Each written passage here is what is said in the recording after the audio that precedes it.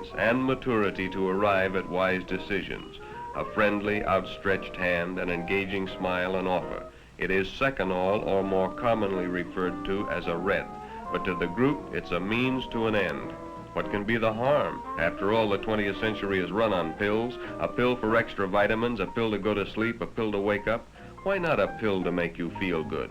But that small red capsule is a dangerous drug to be administered by a competent physician, not by a newly found boyfriend. But the pressure of the group, the need to belong, the desire to try something new is too great a temptation. But the effect isn't long and lasting, and when the drug wears off and the coming down, as it's called, takes place, you feel let down and tired. But more persuasion, a greater need to belong, and it isn't long until you try again and again. You try new things, the hypnotics as they're called, seconal or reds, nembutol or yellows, tuinol and phenobarbital, and the stimulants amphetamine, dexedrine, and benzedrine or bennies. You begin to lose track of your friends because now you belong to a group that must move in a veiled world of secrecy because what you are doing is against the law. The constant fear of apprehension.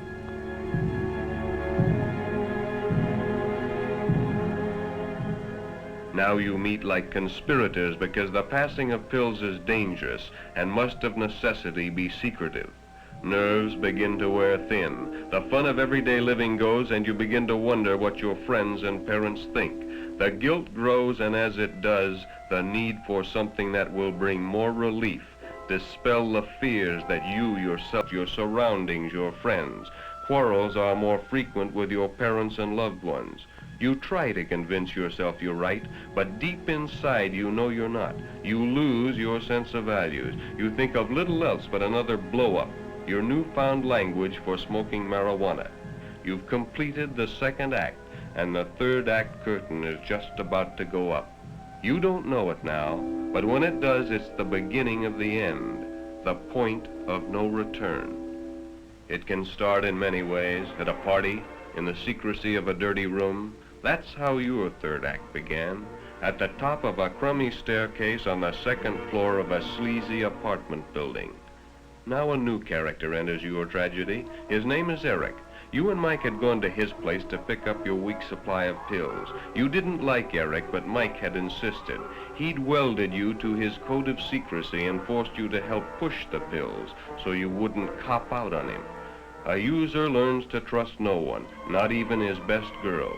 You sat toking up. It didn't give you the kick it used to. Eric, like all addicts, knew this. Oh yes, he smoked with you, but only to be sociable until the time came when he could introduce you and Mike to heroin. A year ago, you would have been revulsed at the thought of heroin, but now it's an easy step from marijuana to heroin. A pill, a cigarette, a hypodermic needle.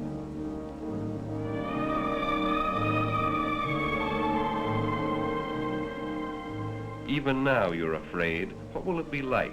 First you'll get a burn, that is, a feeling of warmth will slip over you, and then you'll become nauseated and get desperately sick.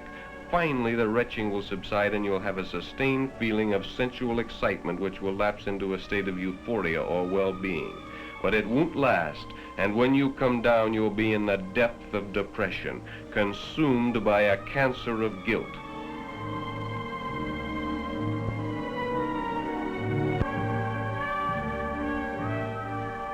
For just 1 second, your conscience pricks as you see the needle inserted and the death-dealing liquid slipping in and mixing with Michael's blood.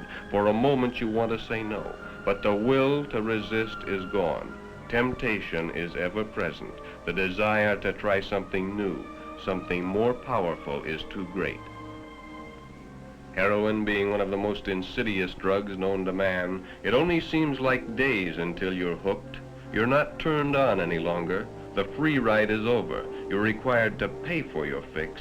As your tolerance increases, the need for more drugs increases, and this requires more and more cash.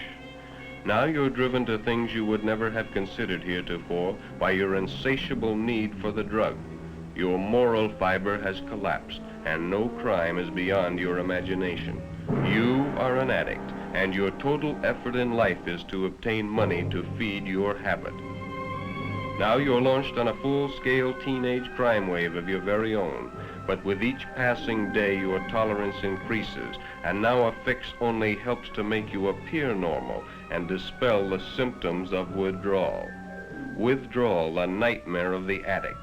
You live in constant fear of not having enough heroin to keep your habit supplied.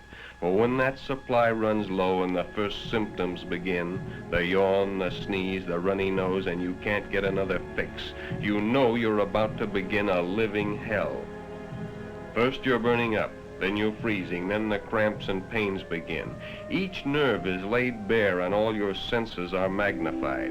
Your whole being is like one giant nerve, raw and exposed to every outside stimulus. This period of withdrawal can go on for a week before the pain subsides and your senses come back to something approaching normal. And for this you steal and live a life of degradation and crime. But in your thirst for money, you become careless, and Mike is caught. Now you're on your own, and you must support your habit in the best way you can. You live in a jungle of fear. You're forced to deal with Eric alone. Mike is no longer there to help. Eric only laughs at your need and tells you to get money. Money, money, and more money.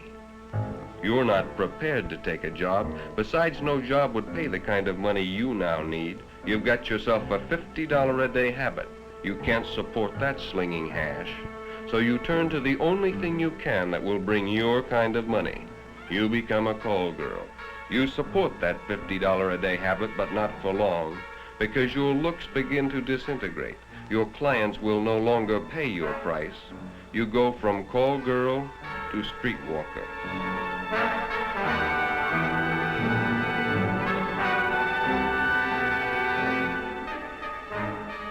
Then on your 20th birthday, you're picked up for soliciting. Jeanette Michaels, age 20, white, Caucasian drug addict. A 20th century slave, self-styled. She'll suffer through withdrawal, be sentenced for prostitution, released, and return to the habit again. Lost to society, she'll continue her hopeless, degrading existence until she escapes in death. Today, tomorrow, maybe not for years.